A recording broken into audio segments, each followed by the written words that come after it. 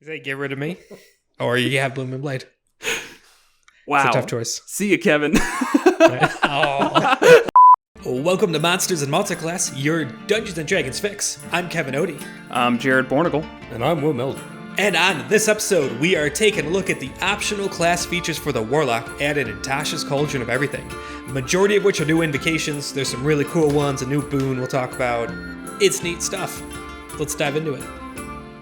All right. So first things first is the spell list for Warlocks was expanded a little bit. But I forgot that Kevin wanted me to mention something about a change in schedule. The real exciting stuff. It's super exciting stuff. So just a heads up, especially to our podcast listeners, we have been on a bi-weekly format for a while here, but we were trying to do a weekly format with YouTube, and that seemed to confuse people, and it's unnecessary. So if you are listening to us via podcast, you're going to notice weekly releases, and we're just doing one segment at a time for each of those weeks. So instead of these 2.5 hour long episodes, it might be an hour covering one subclass or just a multiclass or just a monster. Should be pretty basic. If you see a podcast in your queue from us, press play, put it into your ear holes. Yeah, same amount of content over a 2-week period, just spread out. Exactly. Anyways, now actual first thing. Yes, so spells. The Warlock spell list has been expanded. Mainly, this is a condensing of the Sword Coast Adventure Guide spells and the Elemental Evil, I think, spells, and Tasha's all into just Tasha's so that it can fit that, one book for everything list. But there are some interesting things on there. Booming Blade is back, which, just gotta rep it. Thank you, Dungeon Glitch, for the Fuck Booming Blade shirt. I was excluded from the shirt club because I like Booming Blade. Because you love it. You're a filthy Booming Blade lover. I am. I love it. But what are some other spells here that are worth bringing up? I like that they now have the various summon spells. Tasha's added new summon spells. They technically don't replace the old ones, but they kind of do. I think they're all better and more powerful. Where it's like summon a Fae, and then here's a Fae stat block, and you just pick a flavor of the Fae, and then kind of plug in proficiency bonuses and spellcasting modifiers. And so it scales with you, as opposed to having to look through 15 different Fae stat blocks in the monster manual and in Volos and whatever, and finding which challenge rating ones you could do and how to mesh it together. It's just a very self-contained thing. And there's like Shadow Spawn, Summon Undead, Summon Fiend, handful of those aberrations. Yeah. And so now Warlocks have all those, and I love that. I like those spells a lot, so I'm happy Warlocks have them too. Agreed. And I think they're with Warlocks, it's always kind of odd to have summoning spells, or at least it has been odd, because a lot of times upcasting them, which is like the Warlock's thing to do, is upcast spells, just makes them more convoluted. And that's the best part of these new summoning spells, is it allows you to just get a simplistic way of upping the challenge rating if you're upcasting it, instead of just, hey, you know how you had 4 black bears? What if there was 20? That just gets out of hand and annoying very quickly. Yep. And they have 3 more 9th level spells, which is good. Warlocks have been kind of limited on that. It's just like anything else. They don't get them till later, and they get them through their Mystic Arcanum, so it's 1 per day. But that's kind of in line with any other caster when it comes to the 9th level. Yeah, it's not like you're getting like a whole spell book of 9th level spells. Right, and they don't get Wish or like True Resurrection or something like that, where there's like the obvious choice if you only get 1. So here's some more options. Like Blade of Disaster. I think we talked about that, where like I don't know why you would pick that over something like Wish. But if you're a Warlock and you don't get Wish, that could be a fun one. It's a bunch of damage, get around a wall of force, things like that. Yeah, definitely a cool one. And we do have our entire spell episode where we went into all of the new ones in Tasha's. So if you really want to deep dive into that, Kevin will gladly put a link right here-ish. That's the motion you need, right? That's, I guess, a mirrored, top right corner when you're looking at the screen. Our videos are mirrored to us and not positioned how they are in the final video. It's really hard to point to one place. Either way. Somewhere on the screen, there will be a card to it. Look for it. Perfect. So yeah, and you did say that they don't get wish. Well, spoiler for our episode on the genie warlock, they do get wish. So just something to keep in mind for the future. Yeah. But otherwise, the others, I don't feel that strongly about the rest. Like a lot of these they've already had. It's just pulling it over from Sword Coast Adventure. Yeah, nothing's getting added here that's going to completely change the warlock playstyle. It is nice that they get Mind Sliver. That's the new psionic cantrip that I like a lot. It's like an intelligence save that it focuses on, and then you subtract 1d4 from the next saving throw. Not many things compete with Eldritch Blast. Obviously, that doesn't for damage, but it's a very good utility cantrip that I could see a Warlock going for, even though they don't get many cantrip options. But otherwise, let's talk about the real meat and potatoes. The reason you're all here is the actual optional class features, starting with the Pact Boon option that is added. So if you are familiar with the Pact Boons, the existing ones are the Pact of the Blade, Pact of the Chain, and Pact of the Tome. And I don't think there's any others hiding out there. The new one added is the Pact of the Talisman, where your patron gives you an amulet, and it's a talisman that can aid the wearer when the need is great. When the wearer fails an ability check, so after you already know you messed it up, you can add a d4 to the roll, potentially turning it into a success. This can be used a number of times equal to your proficiency bonus, and all expended uses are restored when you finish a long rest. If you lose the talisman, you can get it back with a 1-hour ceremony, which can be performed over a short or long rest and destroys the previous one. So this is neat because this is the first boon that you can really use with somebody else. The talisman does not have to stay on your person. It's kind of like guidance that you can give out to team members and only use when they fail. Right. I mean, they have to already have it on them. Correct. But, yeah. Same with guidance, when like you have to know that they're about to do something. Right. Passing around. My issue is just right off the bat here is it is kind of just guidance. You add it to an ability check. That's it. Guidance is a cantrip that just lets you add a d4. And as long as you know that the person is going to need it, then you can cast guidance. It lasts a minute. It's not that hard to get off. Whereas the other ones are going to give you a tome of more spells. One's going to give you the ability to use weapons more efficiently. One's going to give you a familiar that can do all this crazy stuff. Yeah, turn invisible and shapeshift and fight. And Right off the bat, Pact of the Talisman, it kind of sounds like it sucks. Yeah, that was my thought too. It's the other ones are like really kind of playstyle defining, character defining. This sounds like it'd be like a 6th level class feature. Yeah. Just like, oh, it's nice. Like, I don't hate it. Or its own invocation. But it's just kind of dull. Yeah. So speaking of invocations, though, this does get really cool with invocations. There's a handful of them added in here, which we'll get to in a bit. That's improve this, but that's how every single one of them is. It's kind of like you see these like Pact of the Blade, Pact of the Chain, and you think this is playstyle defining, and it kind of is, but it kind of isn't. Out of the gates, a lot of this shit is really bad. Like the Blade, if you are not playing a Blade Warlock, is completely worthless. Well, yeah. The Chain, I mean, very early on. Did you mean Hexblade? Yeah. If you've got your little quasit, it actually is okay in combat, but after that it's just basically fine familiar. And the tome is like limited to cantrips and ritual casting and very, very, very utility stuff. So this is not horrible, but it probably is at the bottom of the list. Yeah, that I'd agree with that. The other ones also get a lot better with invocations. This one almost feels like it has to have it though. Right. Like if you pick this, you now have an invocation tax of at least picking one of them to soup it up. With the others, you could still get away with it. Yeah. So I will say I even had this is the only subclass so far I've had the opportunity to play before we talk about it. I was not even a subclass, but yeah. Yeah, whatever you want to call them. It's weird for warlocks. It's the first feature that I've actually been able to try out before we play it, before we talk about it.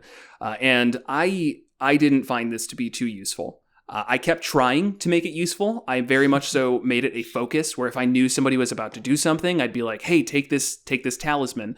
I even used it in a role-playing instance. This was in the one-shot you ran, Kevin. I guess right. I played this twice because I used the same character in two different one-shots.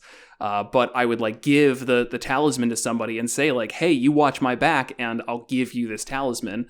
So I do really like the idea around it because I think it's cool giving the Warlock an invocation that is almost a support feature because none of the other ones really do that. I like it, but I really hate where it starts.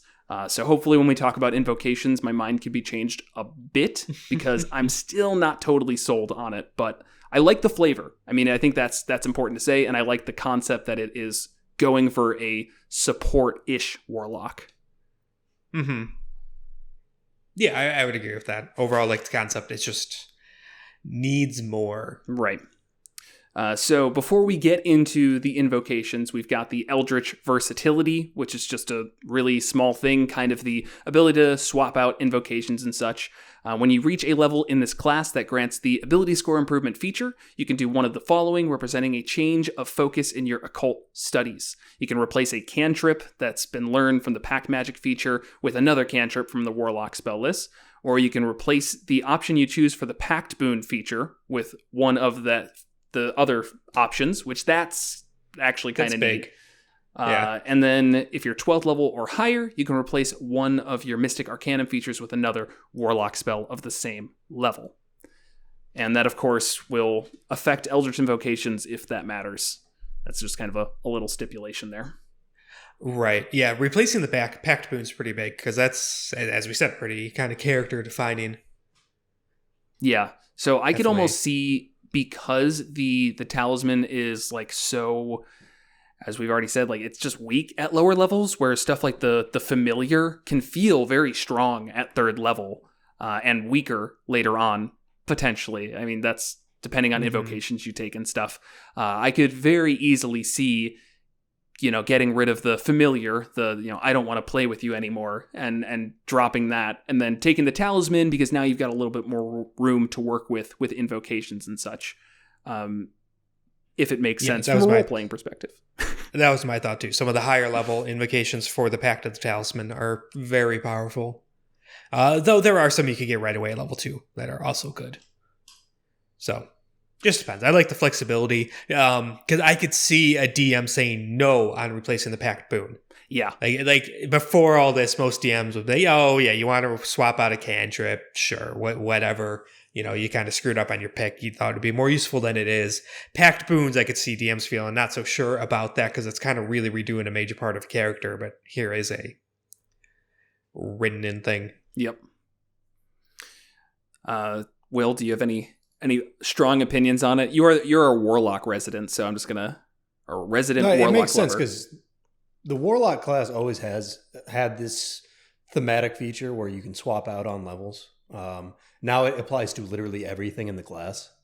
So other classes just got the base of what Warlocks did. Now they have everything. That just, you level up, you can swap what you want. It makes sense. Yeah, that's a neat way of putting it, where it still keeps Warlocks feeling like the mix and match class, because I very much so think they are. They've got so many little dials that you can tune to make them what your vision of that character is. Mm-hmm. And yeah, this just lets you get even more customization with it. So they retain that. Yeah, they could swap out spells known that's rendered into their spellcasting. Will, I'm going to leave that. Do you know? Their spells? They don't know spell. What? They don't know Pretty spells? sure Warlocks. Oh boy. Saying, I don't think they're prepared caster. I don't think the Warlock Warlock it's been is a while. spellcaster. Let's see. Yeah, at first level, 2 spells. Yeah, the spells. There's a spells known column, so yeah, they're not prepared casters. But it says, additionally, when you gain a level in this class, you can choose one of the Warlock spells and replace it with another one. And they do that with their invocations. And then invocations every level. Yep. Okay. Just fills that's in the anytime rest. you gain a level, you can swap out an invocation. That is really nice. Yeah.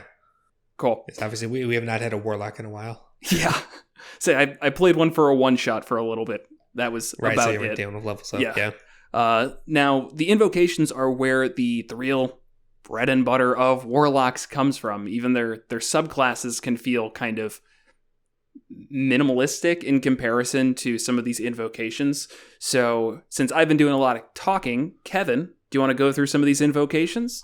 Yeah, well, I'm just going to do it alphabetically that they're listed. That's probably easiest. That's going to be easiest. Yeah, we're going to miss some otherwise. So there's a good amount here in Tasha's, which I'm happy about because, yeah, they're really kind of the really cool part in my mind of the Warlock class. So the first one listed here is the Bond of Talisman. It's a Bond of the Talisman. It's a 12th level one, and you need the Pact of the Talisman feature. So it's obviously not coming on until much later. So it's while someone is wearing your talisman, you can use your action to teleport to the unoccupied space closest to them, provided the two of you are on the same plane of existence. And the wearer of the talisman could do the same, using their action to teleport to you. You could do this a number of times equal to your proficiency bonus, and you regain them all on a long rest. So my first issue with this is that it's a whole action to do. And I feel like usually taking the disengage or the dash action is going to cover most of the ground you need in combat. Sure, in combat, yeah. I don't see this as a combat feature because it takes the whole action. If it was a bonus action, then great. It's just kind of like a little bit of a better Misty Step. Right. Actually, it's just a different Misty Step because you don't have complete control of where you're going. Right. But I mean, there's no limit on this. It's just same plane of existence. That's it. So I feel like this has a lot of really good role-playing meat to it. The whole Pact of Talisman does. Yeah. Anyways, you give it to someone. You could give it to an NPC for a really cool role-playing moment. Someone you feel like you're sworn to protect, and you give them that talisman, and you then leave, and that's kind of your way to say, hey, I am always with you. If you need me, I will be there in a second, or you could always escape out of the danger you're in and come to my side.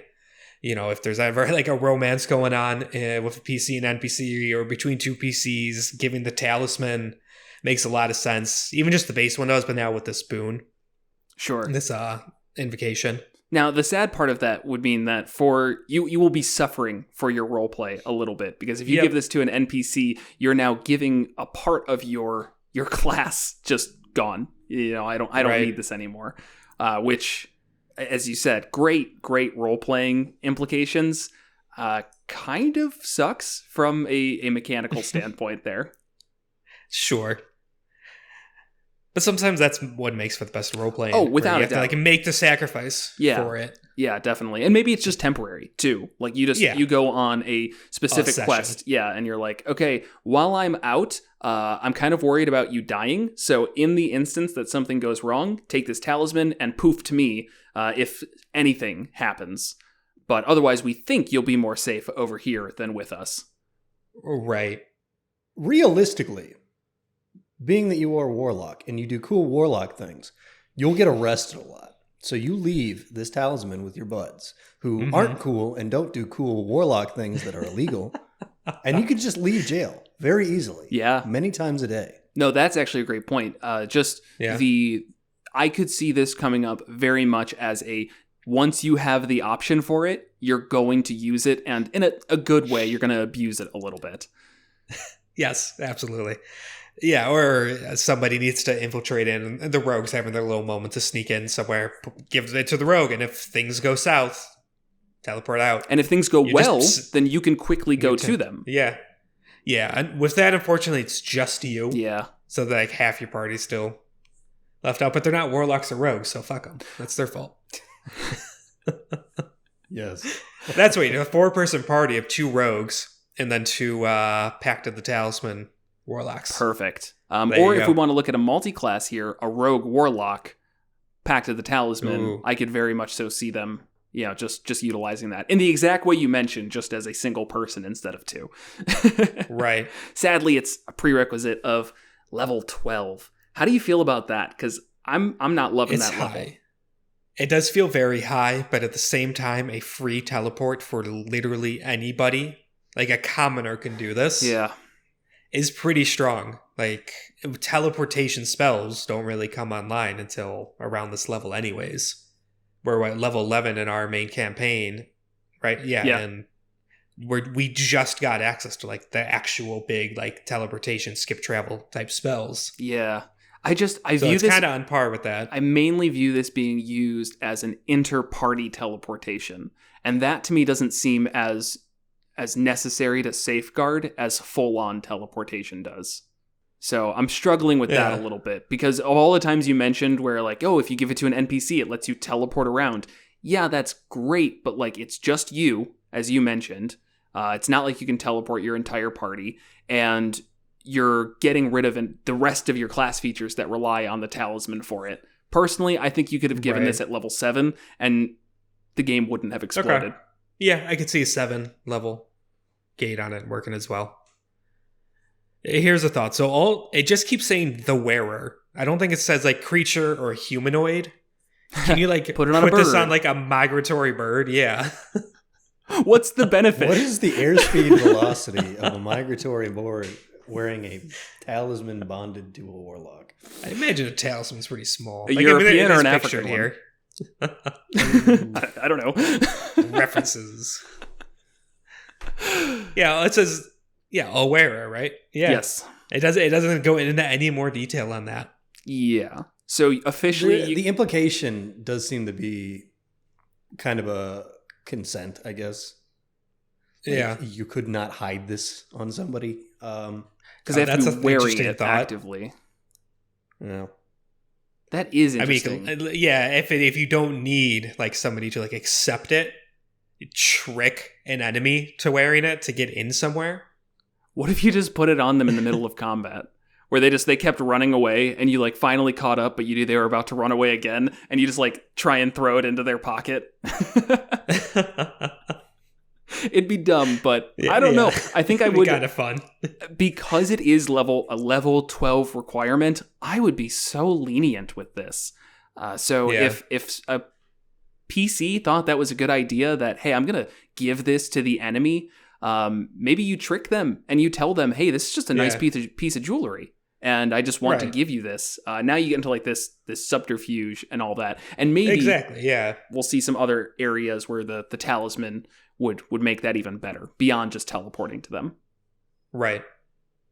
Yeah, like you need to get into a fortress, and it's really, really heavily guarded, and giant gates you're not going to just be able to like pick and open up or whatever. So you find an off-duty guard at the tavern, and you talk him up, and you become all buddy-buddy. It's like, hey, I give these out, I make it, and like a little gift you give them. Made of macaroni. That's wear it. Yeah. my warlock patrons just keeps on giving me macaroni talismans. Right. Yeah, you paper, glue, macaroni, and like red yarn. And something to keep in mind is you don't need to ask for it back, because you can just make a new one and it destroys the original. Right. So you can get creative with when you give it out, because you don't have to worry like, oh, if I give this to a migratory bird, I'm going to lose it forever. Right. But yeah, I think you could get really creative tricking people into wearing it. Yeah. Yeah, I think so. It doesn't require a willing creature, and I don't see that word willing anywhere. Yeah, but I could see like a lot of spells pairing this with masks of many faces, and you can disguise self all the time, and that's going to work really well with tricking people into wearing your talisman. Right. Yeah, that's a great little segment. Is you being you mask many faces into like a mysterious warlocky traveler. You find out what this guard wants, needs, has problems with, self-esteem issues. It's like, oh, I've got this talisman I made. It will help you with your problems. Right. Is that bam? You're in. Are you saying you're going to help them with their erectile dysfunction? Because I feel like that's okay. That was the implication. Even just thinking to our most recent session.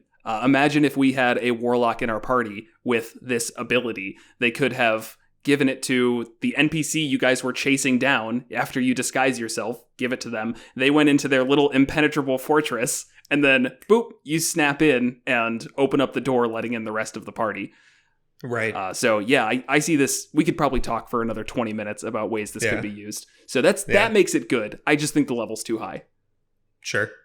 Ooh, you could set up some sort of like elaborate ruse where it's like somebody who's combat capable, like a guard, and you look like you're about to lose a fight with something, and then they come along and jump in and save your life, even though you obviously had it under control. And as a thank you, you give them the talisman. Ooh, that's good. That's good. Yeah. Sneaky. Yeah. All right, what's next? Let's get off this one. All right. The next invocation is Eldritch Mind. You have advantage on Constitution saving throws that you make to maintain your concentration on a spell. Obviously good. Always nice. Yeah, it's not like exciting and cool, but it's nice. It's definitely good. I think to some extent, Warcaster can feel like a tax on Warlocks because their spells are so important and so few that they are really, really scared about losing concentration on them. So giving a way to give that advantage on Constitution saving throws, on concentration checks, without it needing to be a whole feat is probably a good thing. Right. And yeah, there's no prerequisite, so right away, level 2, they can get this. I could see this being a hard pick, depending on... Because some invocations are really strong. Yeah, and Warcaster is good. Regardless, being able to opportunity attack spells and stuff like that. And does that get rid of the disadvantage if someone's within 5 feet? Or am I wrong on that? It does not do that, no. No? Okay. It's mostly the opportunity attacks and advantage on concentration saving throws. Right. So, yeah, it's good.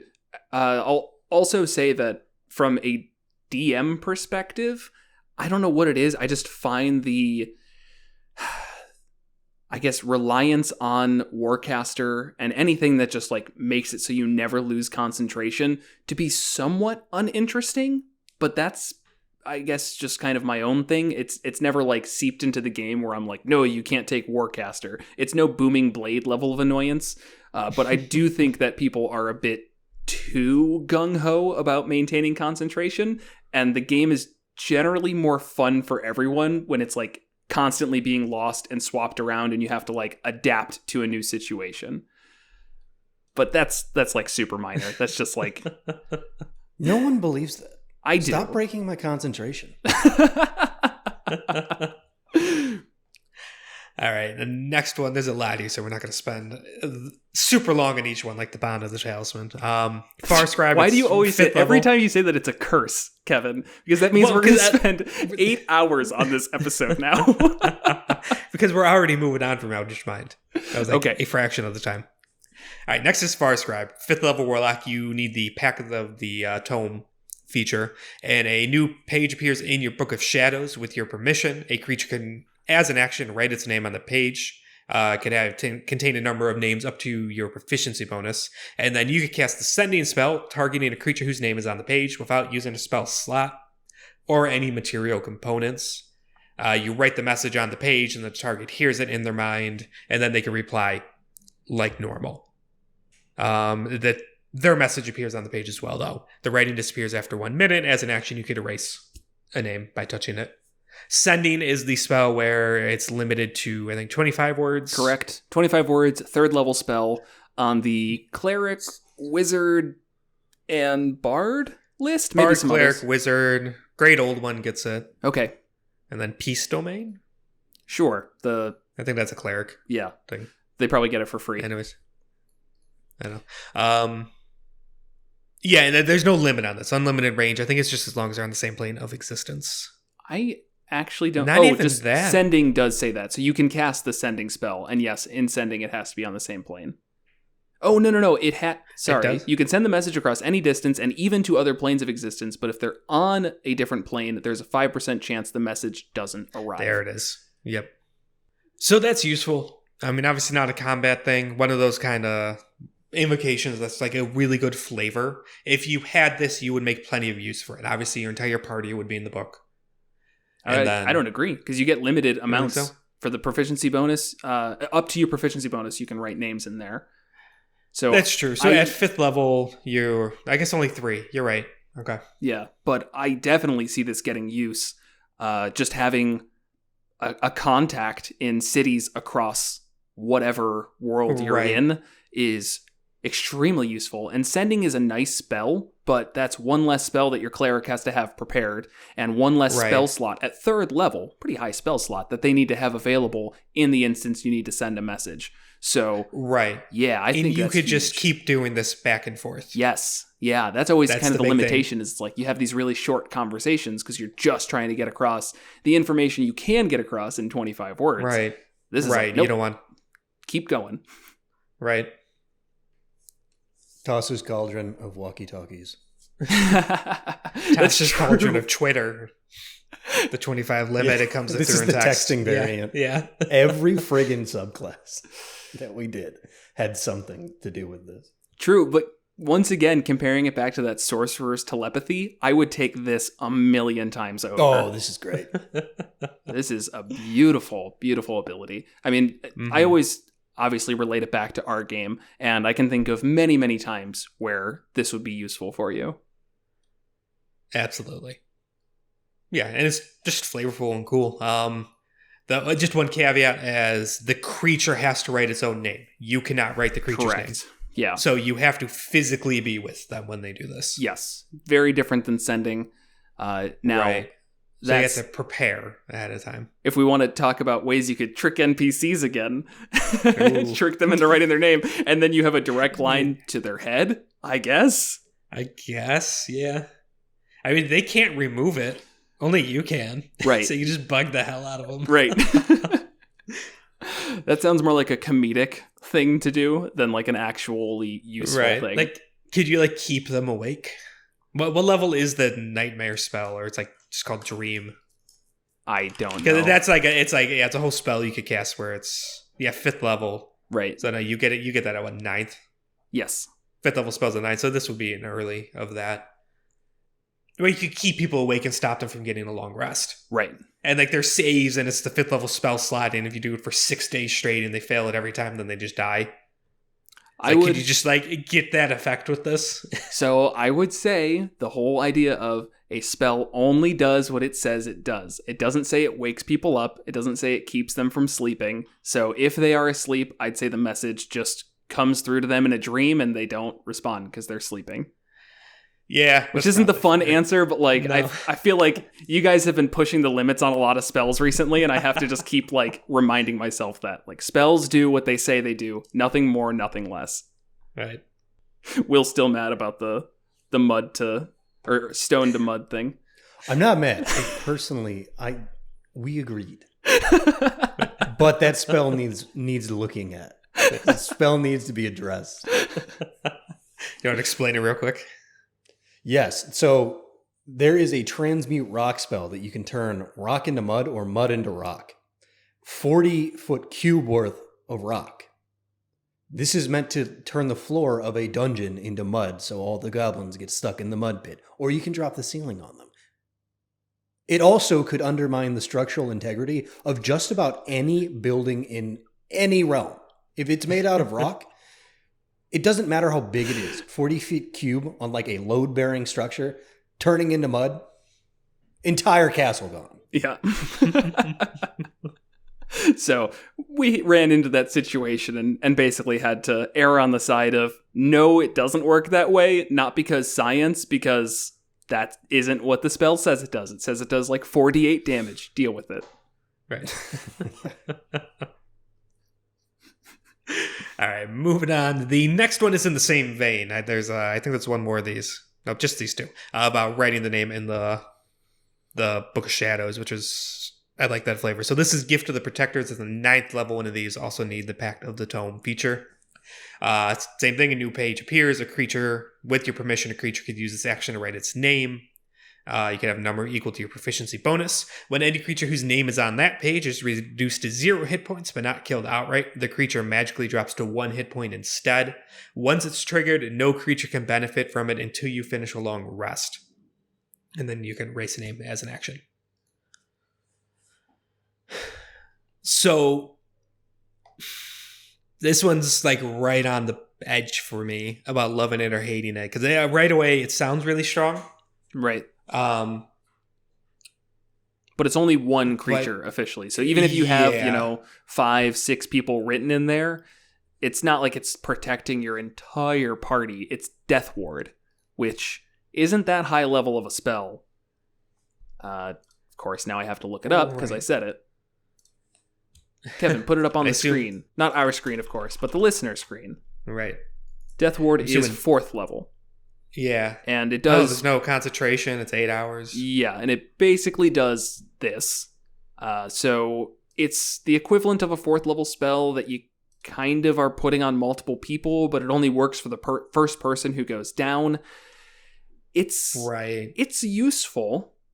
I think it would definitely, you'd be happy you have it if you're the person not going to 0.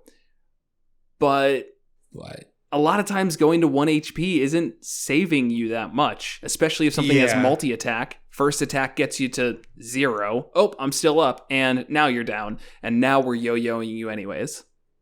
Yeah, I've seen that a lot where they just in play where the abilities or racial features where that's the case, not actually saving them. I guess they get to absorb one more hit, which is also that could have gone to someone else, which is or nice. It could have been 2 death fails. Yeah, that's true.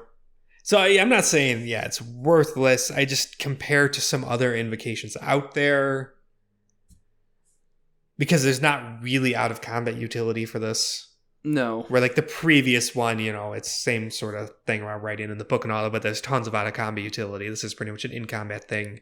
Yeah, I'll say it's okay. And I could see somebody taking it, and I don't think their character would be worse off for it. And I even think when it comes up, you'd be really happy that you had it most of the time. So yeah, it's a thumbs up from me, but not like a... It's not sky blue tier invocation. Let's say that. Yeah. I wonder, you could sell a slot to like a wealthy noble. Like you got 5 slots on here, and the one day you're he selling needs it to people is the day that your party goes down and you already used it. Right? Because there's no range on this. It sounds like even if they're on a different plane of existence, if your name's in that book, it happens. That actually, okay, you said there's no out of combat utility, but I think you just blew this case wide open, Kevin. What if you knew a noble was going to get poisoned? And so you wrote down in the book their name, or had them, write their name in it, and basically set up a party in order to think they killed somebody, but instead, haha, I'm actually at 1 and totally fine, and now I've proven that you were trying to poison me. That's obviously that is really elaborate. I would say that's a really specific example, but I think concept can open things up a little more. Mechanically, not how it works either. Why? I would think usually poison, it's going to be like a round over round. No, not for damage. No, it happens all at once. You make a Constitution saving throw. If you fail, you take 20 d8. Yeah, you can just make up any poison you want. But that's exactly what I was thinking in real life. Like if you drink a big glass of poison, it's like, oh, all the damage at once, and I'm fine. It's like, no, it's still there. It's still in you, bud. Yeah, there's a lot of ways where that can work. Sure. Or where it's not necessary. If you're around them and then they drop to 0, just heal them. Oh, darn it. I mean, that's very, that's right. That's an option too. Toss a healing word their way. Yeah, and like, oh, they're back. Unless you sent them in, I don't know, thinking more around the espionage. Yeah, there's situations where it could work. Right. But still, I think Death Ward kind of works too. And it's, if you're setting it up for a specific person, the benefit of this is that you can put it as a blanket thing on your whole party or on most of your party and one other person, whatever. Right. Ah, well, it's okay. Yeah. I mean, I could definitely see you wanting to play like a Warlock where this would fit, especially like a Celestial Warlock where you're trying to be the support, the healer, the protector. This is kind of perfect. Literally called Gift of the Protectors. So. All right, moving on. Next is Investment of the Chainmaster. This requires the Pact of the Chain feature. No level requirement, though, which is nice. So when you cast Find Familiar, you infuse the summoned familiar with the measure of your Eldritch power, granting the following benefits. The familiar gains either a flying or swimming speed of 40 feet. As a bonus action, you can command the familiar to take the attack action. The familiar's weapons attacks are considered magical for the purpose of overcoming immunity and resistances. If the familiar forces a creature to make a saving throw, it uses your spell save DC.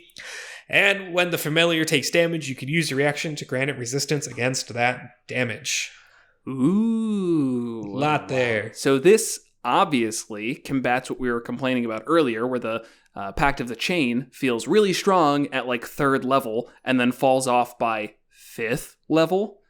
Now we've got some options here, and it will feel even stronger at 3rd level because you can just pick this at 2. You're right. Yeah, but and then go ahead. Well, no, actually, no. I guess you can't pick it right away at 2 because you don't have Pact of the Chain till 3. But right, you can pick it at 3. Weird. Yeah. but like it doesn't increase damage like that attack that it does. I don't know if it will, like early on it'll be worth it, and then later on it won't. Sure. Being able to do it as a bonus, bonus action is nice. Where if you are not using your bonus action, then just have it attack. So I think the important thing to me comes from the fact that a lot of the utility of the familiars is in their spell saves, or I guess their saves that come up. For example, the imp has its sting attack that has a DC 11 Constitution saving throw to do 3d6 poison damage on a fail. Making that save 16, 17, whatever your Warlock save is, becomes actually really useful, so that you don't care about the 1d4 plus 3 damage. Doing 1d4 plus 3 damage and then 3d6 poison damage, the most resisted thing in the game, so that's important to say, is still now worthwhile. Before, it's like DC 11, that's going to fail every single time. But upping that is big, and being able to do it as a bonus action. And that's probably the worst one. No, it's not. Honestly, I don't think so.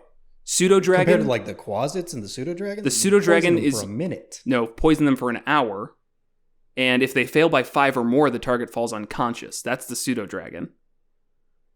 Quasit poison for a minute. That's pretty good. Sure, Quasit. Poisoned. Yes, that one's okay. They also have a scare. Yeah, and scares also, which is that, DC 10, but then good. Yeah. And then I think the Sprite, was that one totally worthless? No, because that one can poison, and it's the same deal. It does a con saving throw or become poisoned for a minute. If it's 5 or lower, they fall unconscious. So that always feels like it's never going to happen. But if we're talking about raising that spell save up to 17, 18, the higher ranges, now it's like, oh yeah, I could see them rolling a 12. That happens. Right. Rolling a 5? Absolutely. Yeah, so bonus action apply. A little bit of damage in these effects, for sure. The speed increases, like flying or swimming, seems a little unnecessary because all of the Pact of the Chain ones have a way to get that. Yeah. The only one where it's not baked in with a fly speed is the Quasit, but it could shape change in the things that can fly. Sure. So it's not that important. Yeah. Making the weapons attacks magical, sure. Overcoming those resistances. And then the last one is that when the familiar takes damage, you can use reaction to grant resistance to that damage. Now, I mean, don't think the Sprite has 2 health. Yeah. The Quasit has 7. Yeah. Pseudo Dragon has 7, and the Imp has 10. I don't get what they were going for here, because it obviously adds some tankiness to them, but we're not talking about enough to make it something you want to get hurt. If it gets hurt, it's probably going to die at almost any level. Yeah, I'd rather see a boost to their health. Right, in a way that they've done for absolutely every other companion creature, where it's like, and it adds your Warlock level to their HP. Okay. Yeah. This is actually a good candidate Charisma for and Warlock level, the template thing they've been doing. Yeah. So you get familiar of the Warlock, and it looks just like all the summon spells that are generic. That could be cool. They didn't do that. No. But I don't know. They might have, should have done. I don't know. So that would make it complicated, though, to mesh with. So if you take Pact of the Chain and this invocation, you could either summon a regular familiar, summon one of those 4 special ones, or summon this stat block one where you plug in stuff in. It starts to get kind of messy. Yeah, that's their fault, though, not ours. Well, I'm not blaming us. I know. Yeah, I'm with you, Kevin. I think that's a little bit more convoluted than it should be, because at the end of the day, this familiar is not supposed to be a companion in the same way that a Beastmaster's Beast is supposed to be, or the Artificer's Steel Defender is supposed to be. It's just supposed to be a little tiny thing that you have, and maybe if the situation arises, it makes sense for it to attack. Even with this added benefit of being able to command them to attack as a bonus action, I don't think I'd do it every single turn, because that's how you get your familiar killed.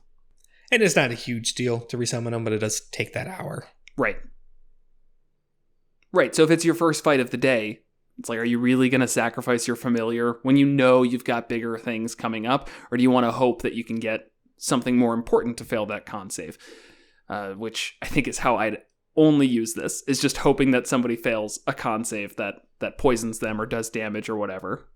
And does it use it when you do the bonus action? It does not take its reaction. Okay, so you could get your familiar attacking twice and causing 2 of those saves in a round.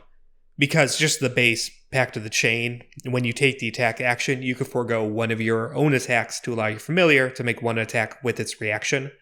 So you do that, and then bonus action command it to attack again, like if it fails to save.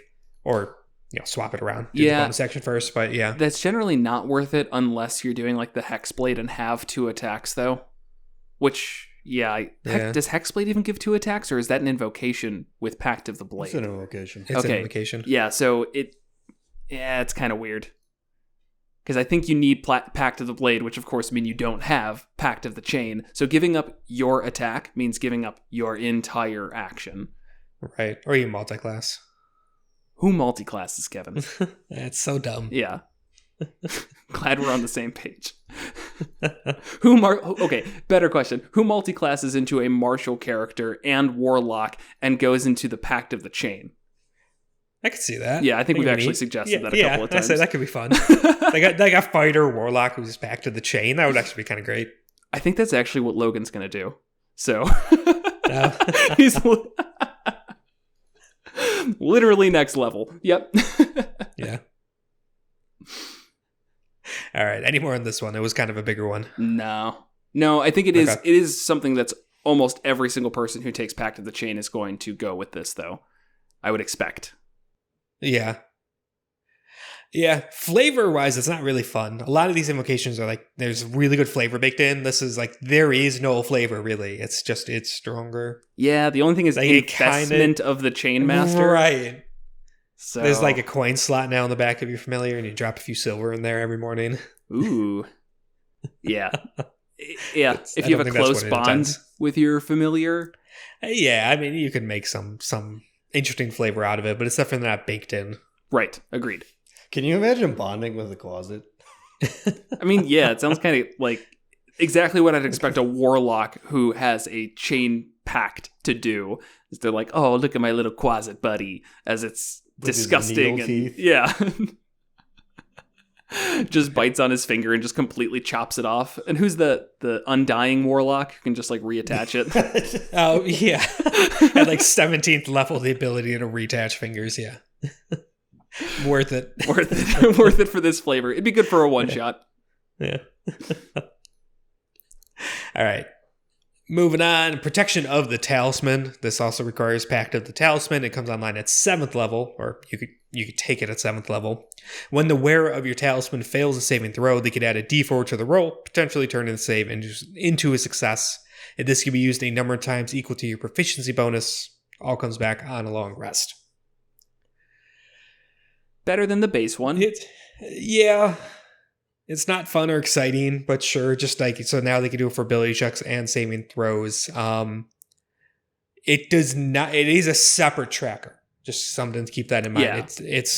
It's not like it just has, X number of charges and the ability roll or the saving throw uses the same ones. They have their own chart, own tracker. So yeah, it's still nice that it's when they fail a saving throw, but I think I would rather this be a higher number.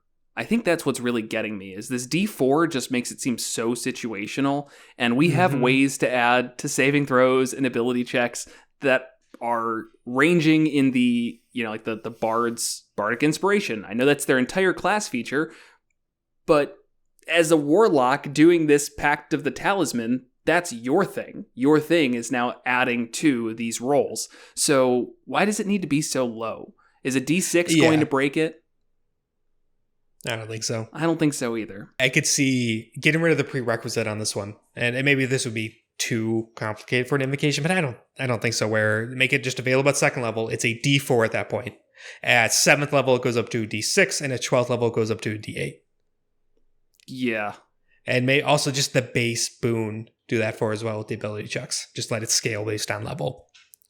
Yeah, I have a hard time justifying this. And again, like this is the invocation I chose when I played this character, and it didn't come up once in an entire session, and I was hoping it would. But every time I failed, it's like, oh, well, I failed by at least, obviously the DC is not going to be 12, and I rolled an 8. So literally no reason for me to try and use this. When it works, it's great, and it's fun, and I like it, but it just seems undertuned. And this is like the main stuff of the Talisman, because as we said, the first boon portion that's not tied to an invocation isn't that exciting. And now we're looking at our first 7th level, our only 7th level invocation for this. And I think it sucks. Yeah, I agree. Yeah, this invocation. The next one, though, is good enough where it almost... I could see picking it. So we're just going to jump to that. We can kind of talk about it all together. Sure. This is the last invocation for the Pact of the Talisman. Rebuke of the Talisman. No prerequisite on level, so you just 2nd level, you can get this. When the wearer of your talisman is hit by an attacker you can see within 30 feet, you can use your reaction to deal psychic damage to the attacker equal to your proficiency bonus and push it up to 10 feet away from the talisman's wearer. There it is. Yep. That's the end of that. There is no restrictions. There is no save on that. There is no size category limit. There is no, only up to your proficiency bonus. You could do this per long rest. Just uses your reaction, which you're not going to have a whole bunch of uses for anyways. No. So... And you could do this to yourself, too. You could be the wearer of your talisman. Right. And so you could just, Which means every attack you get hit by, you're doing... one reaction. But first time you get hit, that's pretty solid damage that you're just getting for free every turn. And, you're pushing them 10 feet away as well, which is very often a chosen invocation for Eldritch Blast, the repelling blast. Yeah, the type of battlefield control is great, because most things don't have a 10-foot reach, and so you just then leave, or whoever it's on. Right. Gets that protection. So from it. So that almost makes it worth it. Sure. Honestly, my off-the-cuff way of changing the talisman around is taking that 7th level protection of the talisman that lets you add the D4 to the saving throw, roll that in to the initial invocation, and make it from the same pool, where you can either do an ability check or a saving throw, but it's tied to the same thing, and make it scale. And I feel like it doesn't need to be an invocation. Just let that be the talisman's thing, is adding a D4, then a D6, then a D8 to the rolls. And I don't know. I like that a lot, yeah. I hate when I see these things and I feel like I come up with an idea and it's like, yeah, that's just better. And I feel like, I don't know, that's just better. And if I thought of it that quickly, am I missing something? Is there something that I'm not seeing that makes this so good? Maybe our listeners can tell us. I know. Yeah. Maybe they can yell at me. It's fine. It's not bad. It's just not very good. And it's also not very interesting. Yeah, but it is also kind of bad compared to a lot of 7th level invocations. I don't know. I just feel like I could never... I feel like I'd try and take this to lean into the talisman thing, but then... as the campaign went on and on, I'd be like, wow, I would have gotten a lot more use out of just about any other invocation. Yeah. There's some really good ones. It's overly situational. Yeah, and because it's whoever's wearing the talisman, I think you're going to be sitting on it a lot and wishing it was somewhere else. Yeah, and that makes me wonder would it be broken to say, within 30 feet of the wearer? And it's like, oh, okay, well, now it feels like a party utility, not a single person. I think it cuts into the flavor of it a little bit, so I don't love that, but it does. Well, you just say it radiates a protective aura. Right. Yeah, and then that makes it, I feel like that makes it compete with Bless, which is good. Yeah. Right now, Bless is better. It's a 1st level spell. Right. And I think it's just a minute, not an hour. But it is a minute, yes. But still, you cast it at the beginning. But that does take concentration. This obviously doesn't. But just, a reminder blesses the whole party. That 7th level Eldritch invocations, just scrolling through them really quick, most of them are replicating the use of a 4th level spell.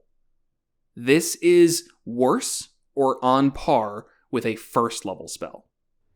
Yeah. That should speak volumes. I don't know. I'm a little upset by it, and I think that they should have made a lot more Pact of the Talisman features because they added like 3 when all of the other boons have had like 2 books of material already.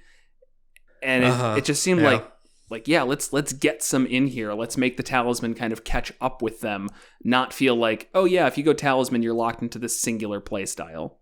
So I really like the concept, though. That's what sucks, is I was like super excited for the Talisman from a role-playing perspective, but I just don't think it, besides this rebuke of the Talisman, I don't think it matches. Yeah, well, and the bond of the Talisman, the teleportation, it just comes online so late. Right. A lot of parties won't even see it. Right. You know, if you're starting at first level and you're picking bond of the Talisman to get excited about that and getting that invocation at 12th, you're just going to be really disappointed because, I mean, that could be a year of playtime.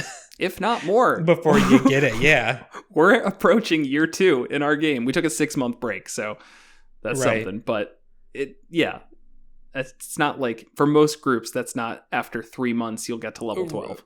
Right. Or like, pre-written campaigns, which level you up kind of fast. It's like, how long did we play Out of the Abyss for? That ended 9 months. Right around, and that ended right around there from level 1 to 14 or like 15. 12 or 13. Yeah, whatever. I don't think it got to 15th. Yeah. It was 14. So can you imagine waiting 9 months for like the thing you're really excited about to come online? Yeah. Again, if you're really excited about that feature, you're a very excitable person. It's fun. It's nice. It's just not that. But it's 12th level. Again, like if we go through the 12th level Eldritch Invocations, I guarantee you I'm going to start picking out ones that you're like, oh yeah, that's like game changing. Life Drinker, that when you hit a creature with your pact weapon, the creature takes extra necrotic damage equal to your charisma modifier. That's a 12th level one. Yeah, that's pretty big. And now I'm just scrolling through to try and find more examples. It's not a lot of all I found is Life Drinker. Interesting. I think that's it. Yeah. Jeez.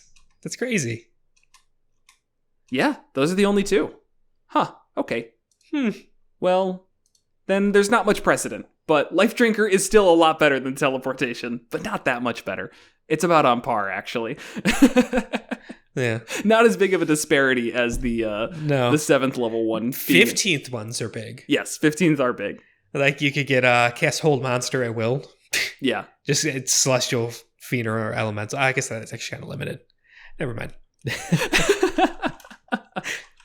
We're trying to jump into territory we did not pre-prepare for, and there's too many invocations to know them all. I didn't prepare for any of this. I willed it today. Yeah. I read through it once, like 20 minutes before, and I was like, I'm ready for this. I'm great at this. We do have, I don't know if we want to get off the Talisman. We've got one last invocation. Yep, might as well finish it up. Undying Servitude, you need to be 5th level for this one. You can cast Animate Dead without using a spell slot. Once you do so, you can't do it again like this until you finish a long rest. So just a free Animate Dead. I don't know why. I felt like they already had this. I mean, there's a ton where it's just like you get a free spell. Right. Yeah. And obviously they just probably do not have any necromancy spells yet. Sure. So like stereotypical raised dead necromancy spells. Not the School of Magic necromancy, because there's a lot of those, but yeah. So it's fine. Like, I mean, I don't feel really strongly one way or the other if that is kind of a playstyle defining spell. True. So that's what you want to do. There you go. You could always have your zombie horde.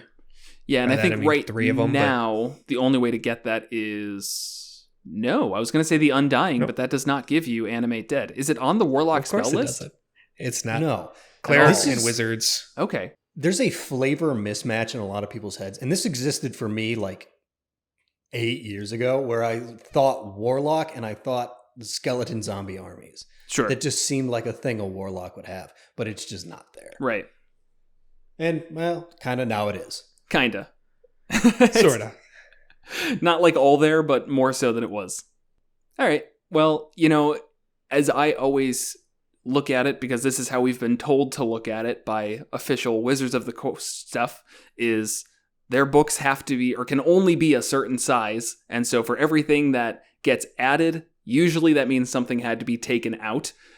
If Undying Servitude was taken out in place of more Talisman invocations, I'd have been okay with that. I don't think the Warlocks really needed this so badly that the Talisman needed to be pushed down because of it. It's like 18 words.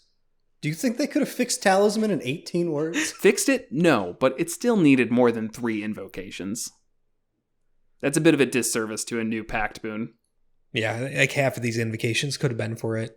And I don't think anyone would have been like, look at that and like, oh, that's just all on this. It's like, well, yeah, because it's new. Right, it's the new one. That's what you expect. Fine. Yeah. Like maybe they add investment of the Chainmaster because they wanted to kind of buff that a little bit. They noticed that Pact of the Chain wasn't getting used too much. The Pact of the Tome features, I like them a lot. But if they weren't in here, Kevin, what is going on? My cat is just messing me up, man. All right. He's just coming in here, being the boss, knocking the microphone around. I'm going to have to keep muting myself so people aren't losing their eardrums to that. Anyways, knocking the camera. If they took out Farscribe and Gift of the Protectors, I like them. I don't think they're bad, but I do think I'd have rathered more Talisman features. Just being a little selfish, but so be it. Yep. But yeah, that is all of the optional class features. The bulk of that being the invocations. And we got to an hour. That ended up being a full episode. It did. Oh, yeah. yeah. So it goes with us. I believe there's only 2 things left. One of which is to talk about some of our affiliates. Specifically Metallic Dice Games. So if you've not yet heard of them, maybe it's your first time tuning in, or maybe you just tune me out usually. Metallic Dice Games is your one-stop shop for all of your dice needs, as long as you need metallic dice and regular dice and some dice accessories. I guess I don't know what else dice needs would be from that. Yeah. Yeah, they definitely have more than just metal. They have dice trays too. Dice trays. Yeah, that would call it dice accessories. Okay. Dice and dice accessories. Yeah, so they're your one-stop shop for all your dice and dice accessories.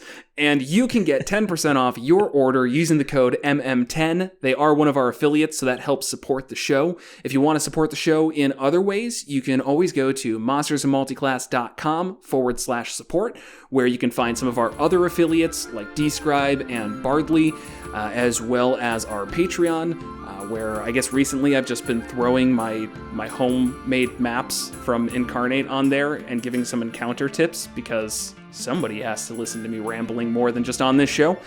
And if you're not yet, make sure to subscribe to us wherever you get your podcasts or on YouTube. Click the subscribe, click the old lickety-like, and the bell. And what else? Social media? You know what? You know where to find us. There's a thing up on the screen at this point. Links in the descriptions, wherever you get your Monsters and Multiclass goodness. And just a quick recommendation for the man who made this shirt, or these shirts that Will and I are wearing. I believe Dungeon Glitch is their Twitter. I'll probably have a link in there because I did ask him to specifically make a Fuck Booming Blade shirt, and you too can buy one, and that doesn't help us at all. No affiliate program there, but it helps us on a moral level. Yes, thank you. Thank you. Spread the word. Get rid of Booming Blade, unless you've got Kevin at your table, in which case just live with it. Get rid of Kevin. Yeah. Get rid of Kevin. You say get rid of me, or you have Booming Blade. Wow. It's a tough choice. See you, Kevin.